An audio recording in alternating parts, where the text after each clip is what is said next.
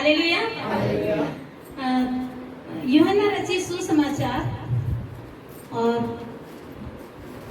उसका 19 अध्याय का 28 पद मुझे मिला है और इससे आज हम सीखेंगे। और यहाँ पे लिखा है, प्रभु यीशु मसीह जब क्रूस पे लटकाए जा रहे थे, और ये पूरा सुन चुके हैं। मेरा 5वां वचन है, 4 वचन में हमने पहले देख लिया है।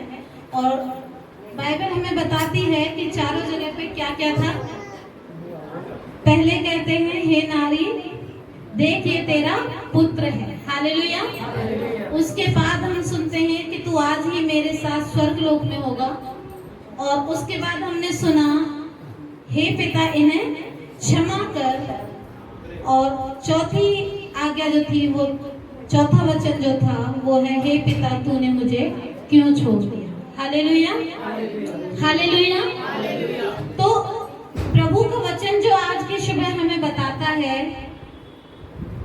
मैं प्यासा हूँ। इससे पहले जब हम पढ़ते हैं 28 वचन को, अगर हम पूरा पढ़ेंगे तो यहाँ पे लिखा है, इसके बाद यीशु ने यह जानकर अब सब कुछ पूरा हो चुका, इसलिए कि पवित्र शास्त्र में जो कहा गया वह पूरा हो, कहा मैं प्यासा हूँ। Hallelujah, hallelujah. प्रभु यीशु मसीह को प्यास क्यों लगी? प्रभु यीशु खुद जीवन का जल, जीवन की रोटी है। हालेलुया। हम सभी जानते हैं, मैं अगर सारे वचन खोलूंगी तो टाइम बहुत जाएगा। बाइबल हमें बताती है कि यीशु मसीह खुद जीवन का क्या है? जल है। यूहन्ना ही में जब हम 14 के 4 में पढ़ते हैं तो लिखा है कि जीवन का जल मेरे पास है, जो इस जल में से पिएगा वो कभी प्यासा नहीं रहेगा। लेकिन यहाँ पर यीशु मसीह कहते हैं, मैं प्यासा हूँ। प्रभु यीशु मसीह के ऊपर जब पाप डाल दिया गया तो प्रभु ने उसे क्या किया? छोड़ दिया। आज आप और मैं जब यीशु मसीह पर विश्वास करते हैं और उसके बाद भी हम पाप में जीवन को जीते हैं, तो हमें भी परमेश्वर क्या करता है? छोड़ देता है।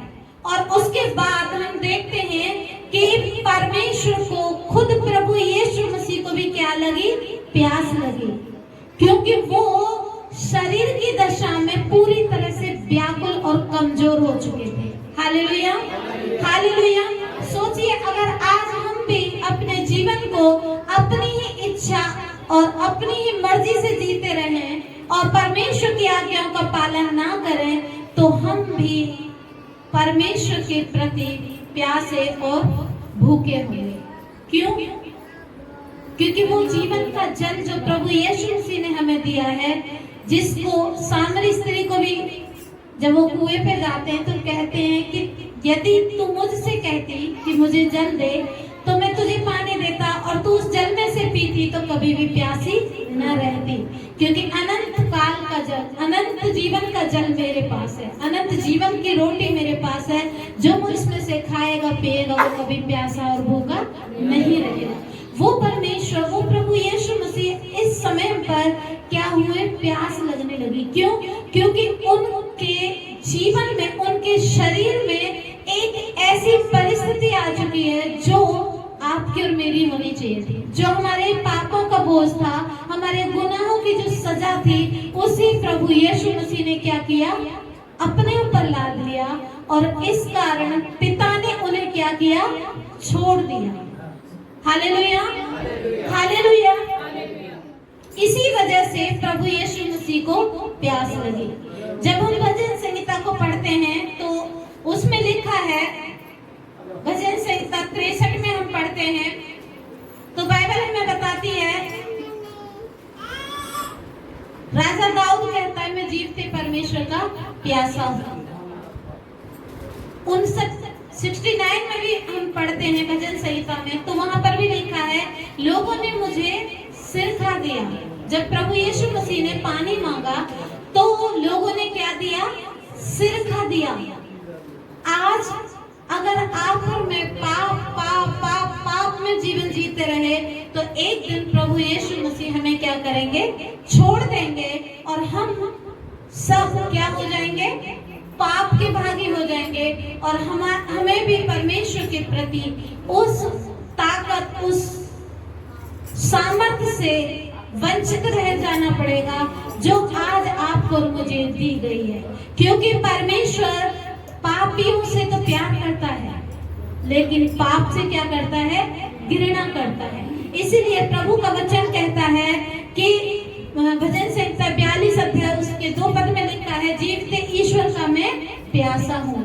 आज जो प्यास है वो किसकी है? आज आपके और मेरे अंदर भी वो प्यास, वो भूख होनी चाहिए कि मुझे जीवित परमेश्वर का कलाम, उस पवित्र परमेश्वर की गवाही उन लोगों तक, उन आत्माओं तक, उन व्यक्तियों तक पहुंचानी है जो आज भी दुष्ट और उसकी जंजीरों में फंसे हुए हैं, आज भी जो प्रभु को नहीं जानते। आज अगर आप और मैं उस प्यास को महसूस करें, उस परमेश्वर के प्रेम को महसूस करें, तो हम भी प्रभु के प्रति एक अच्छे चेले के रूप में, अच्छी बेटी के रूप में, अच्छे बेटे के रूप में तैयार किए जाएंगे। Hallelujah, hallelujah. वचन बहुत बड़ा है, लेकिन टाइम को मद्देनजर रखते हुए परमेश्वर इस वचन से आशीष दे। मैं रखूंगी। सभी को जय मसीह।